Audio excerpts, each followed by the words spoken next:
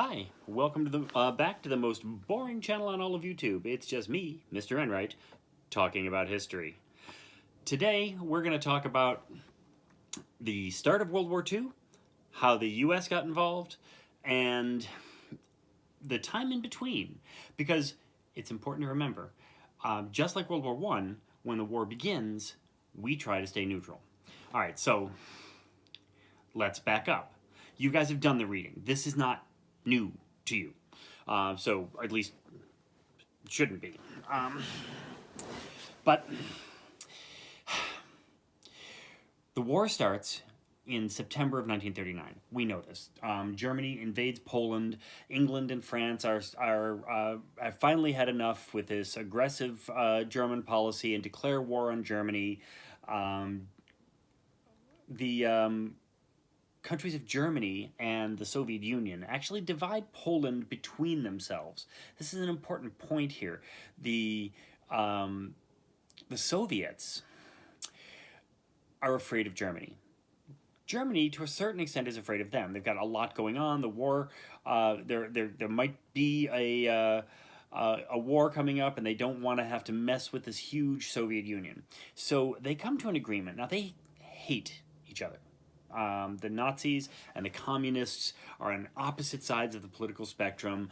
They absolutely despise each other. Fascists in the Soviet Union are rounded up and thrown in jail, and communists in Germany are rounded up and thrown in jail. This is a hate-hate relationship. But Stalin and Hitler work out this deal where they promise not to attack each other. It's not an alliance. And they're not being non-aggressive in reality, but they're promising not to be aggressive against each other. So we call it the Non-Aggression Pact. That's one of its three names. You're going to have to know all three, so you might get a pen and write this down. It's called the Non-Aggression Pact. It's called the Hitler-Stalin Pact. And it's called the Nazi-Soviet Pact. Now, you're going to want to hit pause and write all three of those down. Hitler-Stalin Pact, Non-Aggression Pact, Nazi-Soviet Pact. It's going to come up in different ways. When you come back, we'll talk more. So it takes effect on the first day of September 1939. Germany invades Poland. England and France declare war on Germany. World War II has officially begun. Now, there's been fighting going on in Asia and in Czechoslovakia, and the Soviets have invaded Finland. There's all kinds of stuff going on. But it's not called World War II until that date. The United States is going to stay out of it. Just like World War I, we're going to stay out of it. This is a mess we don't want to get involved in. In fact, after World War I, Americans were so angry that we'd gotten dragged into this war that they went about making laws making it illegal for us to get involved in wars. They're called the Neutrality Acts, and they tried to make it illegal to do all of the stuff that dragged us into World War I. So we were trading with the Allies heavily, and they got deeply into debt to us. So there were laws saying that countries at war could not borrow things on credit. American ships got sunk bringing goods over to England and France. And so there was laws saying that if you bought American goods and you were a country at war, you had to come and get them yourself, and you had to pay cash. You couldn't pay with credit. All of those things were called the Neutrality Acts. 1939 rolls around. Fascism is wrong. I mean, it's so clearly wrong. It's aggressive, it's militaristic, it's, in the case of Hitler, it's racist as well. Roosevelt wants to help England. Once the shooting actually begins with France and England, France's military collapses, it falls apart. The German army is way better.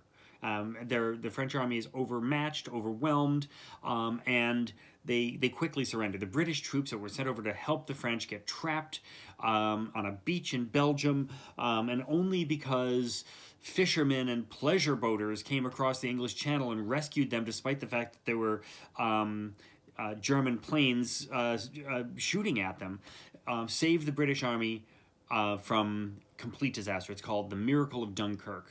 The Dunkirk was the beach in Belgium. Anyway, so France falls, the Scandinavian countries fall, uh, Italy is, Germany's ally. In no time, the war starts in 39. By the end of 1940, Hitler has actually captured the vast majority of Europe. Um, and then he does something crazy. He invades the Soviet Union. Um, Nobody knows why. He had this treaty saying that he didn't have to worry about the Soviet Union. Stalin certainly wasn't expecting it. He expected Hitler to abide by that agreement. But Hitler felt he was invincible, that his troops were invincible. Now, one of the reasons he believed this is so far they had been. Every place they had gone, they had won. They'd taken over France, which was supposed to be a great military power, in a matter of just a few weeks. Poland had fallen in a few days. His generals had devised a new tactic known as the Blitzkrieg. And that's a direct translation of that is the lightning war. Blitzen is lightning in German, and Krieg is war. So the lightning war, which was a fantastic new battle strategy, which none of the modern armies had an answer for. They used armored divisions with tanks. My dog's going to start barking now. With support from the Air Force and these new Stuka dive bombers, which were devastatingly effective, and the German Panzer tanks, which were faster and better armored than anything the Allies had. And between that and the foot soldiers coming up behind the Panzers, nobody could stop it. And so he really believed, I think, Hitler, that his strategy was unstoppable and that his troops were invincible. And so he makes the fateful decision to invade the Soviet Union. Now, we're still not involved. We're staying out of it. We're staying neutral. President Roosevelt is trying to convince the American people that it's an important thing to do, that we should be getting on the side of the Allies, that we can't lose Britain. Now that France has fallen, it's really important to keep Britain on our side and keep them alive, and convinces Congress to get around the Neutrality Acts. We're not allowed to trade with countries at war, except with those very specific regulations that were there. So President Roosevelt convinces Congress to pass a law called the Lend-Lease Act. Again, pause, write that down. Lend-Lease Act. Now, the Lend-Lease Act said that the United States, although a neutral country, could lend or rent important equipment to countries that were deemed important and were in danger. And it was the president who got to determine if the country was our friend or whatever. So in the end, we wind up lending and leasing battleships and destroyers and equipment to the British, and then later the Soviets as well, to help them fight Germany. Then in what was late 1940, a German submarine accidentally sinks an American destroyer in the North Atlantic off the coast of Iceland, the Reuben James. When the Reuben James goes down, the Neutrality Acts are repealed, and the United States, just like in World War I, finds itself entirely on the side of the Allies. We are still not in the war, but we're helping the Allies completely. Just like in World War I. But we're going to stay out of it. We're going to stay out of it. In the meantime, the Germans are having their way. They've invaded the Soviet Union. They get deep into the Soviet Union. They surround the city of Leningrad, now St. Petersburg. They get right up to the edge of Moscow. They go deep into the Soviet industrial region in the south, and invade the city of Stalingrad. Now, it's important to note that they never capture any of those cities. not any one of those three, the most important cities in the Soviet Union at the time. But at that moment, it seems victory's impossible. It doesn't look like we could possibly win. Or that the Allies could possibly win. The Germans have had everything go their way. Then in December of 1941, something happens that changes the course of everything. December 7th, 1941, President Roosevelt refers to it as a day that will live in infamy. It's a Sunday morning, and out of the clear blue skies over Hawaii, Japanese fighter planes suddenly appear and bomb strategic targets in Honolulu and on other islands. Oahu, the island where Honolulu is most heavily hit, and the big target is the American naval base at Pearl Harbor, just outside Honolulu. Thousands of Americans die. The USS Arizona, a huge battleship, goes down with all hands. A Japanese torpedo hits it right in the bomb coming down hits it right in the magazine, which is where they store the explosives, and it goes up in a huge ball of flame. It's a devastating day. Japan declared war only moments before the attack happened. So the United States wasn't even on full alert yet. Had no idea that any kind of an attack would be coming. It was a complete surprise attack. And the United States is plunged into the war. Not because of Hitler, not because of the Holocaust, not because of our allies in Europe being threatened, but from the other side of the world. One of Germany's allies, Japan, attacks the United States. The next day, December 8th, 1941, the United States declares war on both Japan and Germany. And we enter the fray. Roosevelt had promised Churchill that when we entered, we would work first in Europe. American bases and assets in the Pacific were basically left to fend for themselves. It's not that they didn't get any support, but they weren't sent reinforcements, and we focused on Europe first because we felt that if England fell, nobody could win. And so the United States is in the war. The war starts in 39.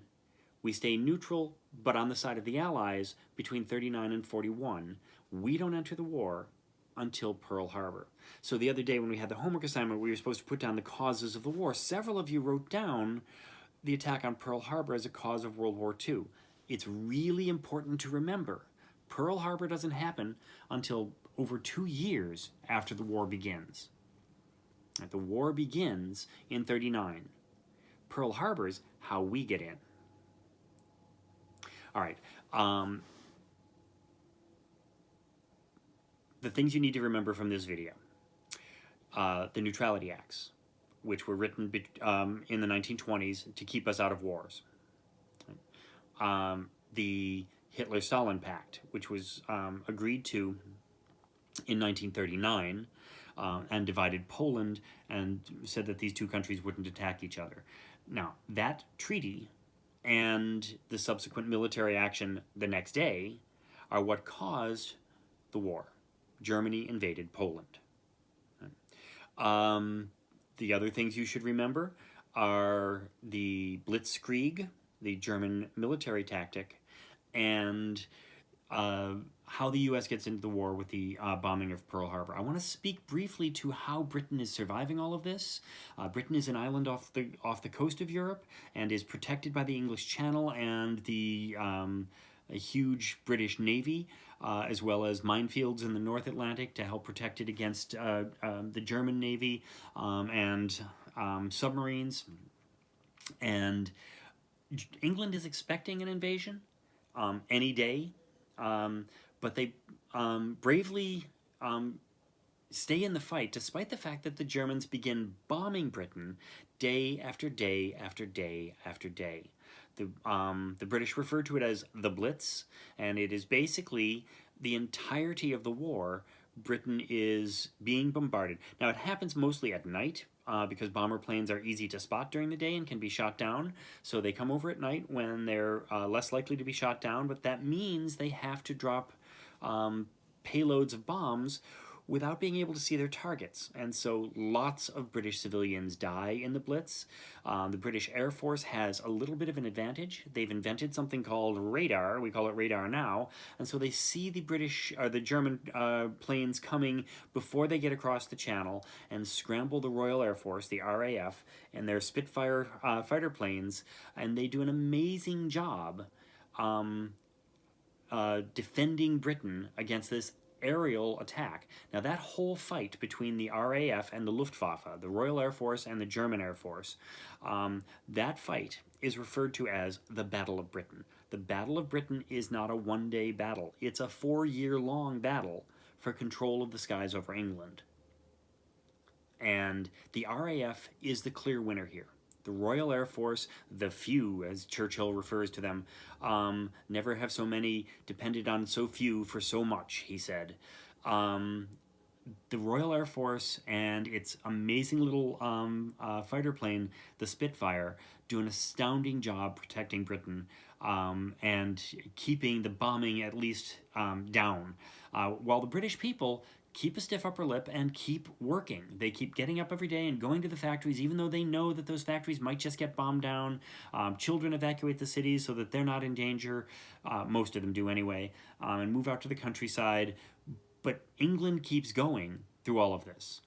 That's the Battle of Britain, and that's happening in that time before the United States gets into the war and even after. But once the U.S. enters the war, U.S. troops go over to England and help out as best we can. That's it for today. If you're not going to watch this, you have to see me on Tuesday for a Zoom lesson. I hope to see some of you there. Thanks, guys.